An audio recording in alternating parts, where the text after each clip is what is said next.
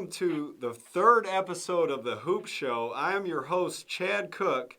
Today we have a special guest and a special topic. The guest is Carrie Rich, and the topic is the South Carolina ProAm, which we broadcast live at augball.com.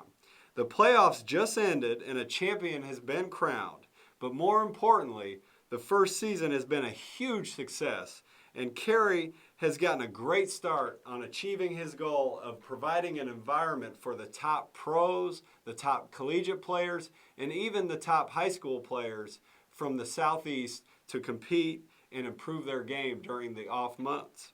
Carrie, welcome to the show. Thank you so much, Chad.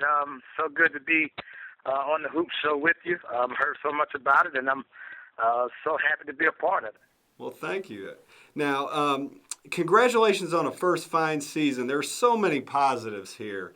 Great sponsors, great talent, a super competitive atmosphere, great fan support. Heck, the league was even featured on SportsCenter. So one day after the championship game, what stands out most to you about the SC Pro-Am? Well, there are several things, Chad, that stand out. Just a few quick things come to mind. Sponsorship, the level of interest and excitement, just being able to provide that venue, that stage, that platform for these college athletes to be a part of. Certainly the last 10 years or so, we've heard so much about AAU basketball, and there's such a huge, huge platform for high school kids to play on and be seen and get assessed and get evaluated. But I think somewhere along the lines, somewhere along this process, we've forgotten about the guys that have already gotten to the high level. They've already gotten to college. They've already done the necessary things to warrant playing at the next level. This is really special to me because DeMarcus Harris, former BYU star from Greenwood, South Carolina. DeMarcus was back home after getting to the NCAA tournament with BYU this year, and he was in transition, deciding what to do about next year, whether he wanted to go on a mission trip or whether he wanted to continue playing right away. And it was at home, and, well, guess what? Not only did he come over and play at the Pro-Am, he played well, and as of today, it looks like DeMarcus Harrison will be suiting up for the Clemson Tigers in the coming years. That's great. That's a great story. And the league had a large number of SEC players in it, but it also had virtually every Division I conference and every big Division II conference from, anywhere within any kind of driving distance of Columbia, South Carolina. And, so how important was that? Yeah, I think the Pro-Am became a melting pot for not only the fans, but it became a melting pot for the schools throughout the state. And as easy as it was for me to pick up the phone and call all of the coaches throughout the state that are Division I programs, I didn't want to leave out the Division II programs. I didn't want to leave out the Cokers, the Newberrys, the USC Aikens, the Landers. I didn't want to leave out any of those guys because, I think it is one hell of an accomplishment to get to the college level via an athletic scholarship. The other thing I really wanted to do is for those guys that were 1, 2, 3 years removed from playing college, I mean, think about the benefit that those young guys, whether they're college guys, whether they're high school guys, think about the tremendous benefit those guys get from being on the floor with the Devin Downey, Carlos Powell, Brandon Wallace, those guys that have been there, those guys that have done it at a high level.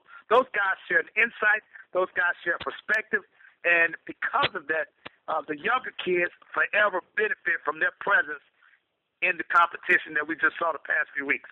Yeah, great point. In the semifinal, we were making the point that Derek Millinghouse was having a little bit of trouble with Downey. Who doesn't, right?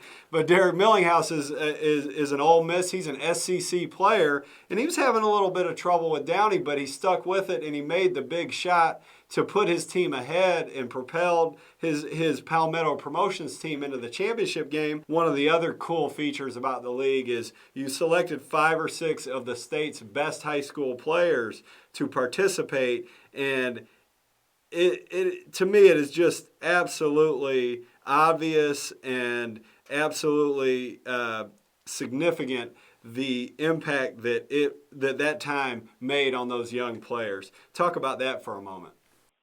Absolutely. When we were putting the league together, the one thing I did, and being so closely associated with all of the coaches here in the state, it made it very easy for me to identify 5 or 6 guys who have also been identified as top prospects.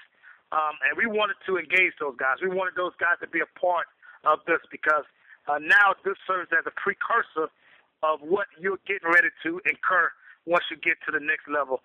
It serves as an appetite. It gives you an idea. It gives you a feeling.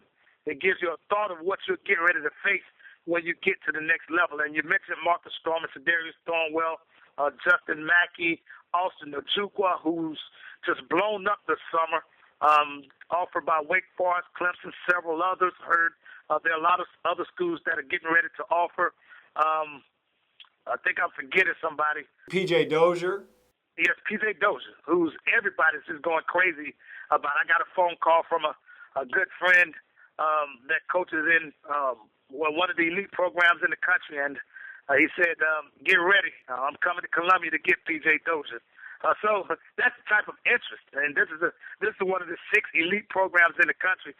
So this is the type of interest that some of the kids in South Carolina are getting, which is why it was so important for these kids to get used to the strength, get used to the speed of the game, get used to some of the other intricacies, some of the other nuances that come along with playing the game at a high level. And the opportunity they got this past 4 weeks will forever be beneficial for those guys moving forward, because now you go from playing against guys that are in college to going up against guys that are in high school. And I can almost promise you that the guys that you get ready to face now in high school certainly are not going to be able to offer what you just saw the last 4 weeks. So what a benefit for those guys. Yeah, no doubt about that. And we have followed one of those players. We followed actually all of those players, but one is one that we're going to highlight right now. Marcus Stroman. We've got a pre-made package that highlights Marcus and his exploits here in the past summer during AAU basketball. So we'll cut to that now. We featured shooting guard Ahmed Hill in an earlier episode, but it's a mistake to focus on Southern Stampede's wing and frontline players at the expense of Marcus Stroman. As Marcus's high school coach, Zach Norris, recently pointed out, Marcus carries a heavy load for any team he plays on. And teammates often look especially good because of his ability to get the ball to the right place at the right time. I think Frank Martin and the coaching staff at USC has really gotten a gem with Marcus, not only because of his abilities, but because of the fact that elite players will want to play alongside this true point guard. But Stroman can score too. Recently at the Peach Jam, Marcus had 2 games where he scored big buckets late to propel his team to the biggest game of the biggest tournament of the summer. I look forward to seeing more from this Keenan High School point guard who has already earned a state championship and a South Carolina State High School Player of the Year award. And you know, if I could just offer some quick thoughts on Marcus Stroman. Marcus Stroman is first of all, a huge pickup for the University of South Carolina. He comes from great high school coaching, and Zach Norris, one of the absolute best in the state. But Marcus Stroman is an old school throwback type of point guard. He's a traditional point guard that really believes in shooting second and passing first. And that's one of the things we don't see from our point guards these days. Most of them are now combo guards. You just mentioned Derek Millenhouse from Ole Miss. Well, he's a combo guard. He's a guy that scores it and passes it. But Marcus Stroman, he's not going to wow you with anything he does. He's not a guy that's probably suited to play in these all-star games, which ultimately impacts the way you're rated.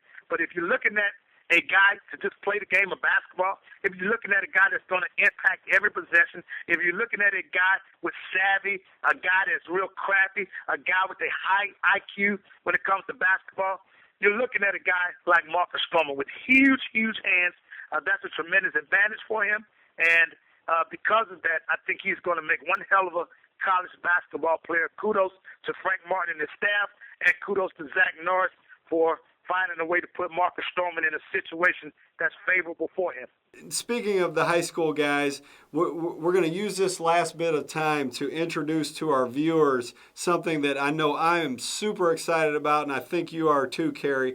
Carrie Rich has taken the lead in helping us at the Hoop Show get access to some of the best high school basketball games in the state of South Carolina for our Hoop Show Game of the Week this upcoming high school basketball season. So we will broadcast these games.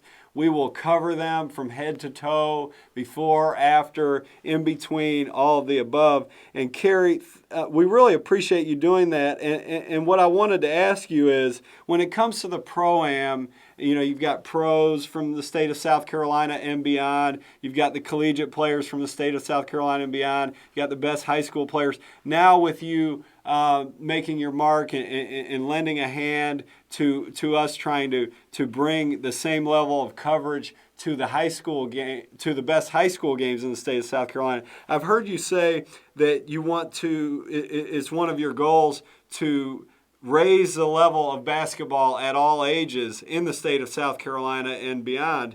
Do you feel like these things, this Pro-Am and the Hoop Show Game of the Week, do you feel like you're accomplishing that goal? Absolutely, absolutely. And, of course, I live in the state of South Carolina. We all know football is king. We all know football rules. But I will tell you that from experience, I share perspective in knowing that basketball, there's still some room and a place for basketball, because growing up in Columbia, I was a part of that era in Columbia. I was a part of that era in South Carolina, where we had 6 or 7 guys every year for a 10-year span that went high-level D1. You don't see that right now in South Carolina, and a lot of that has to do with the fact that some of our best athletes, some of our best basketball players are playing football. And selfishly, that's robbing the game that I love so much, basketball.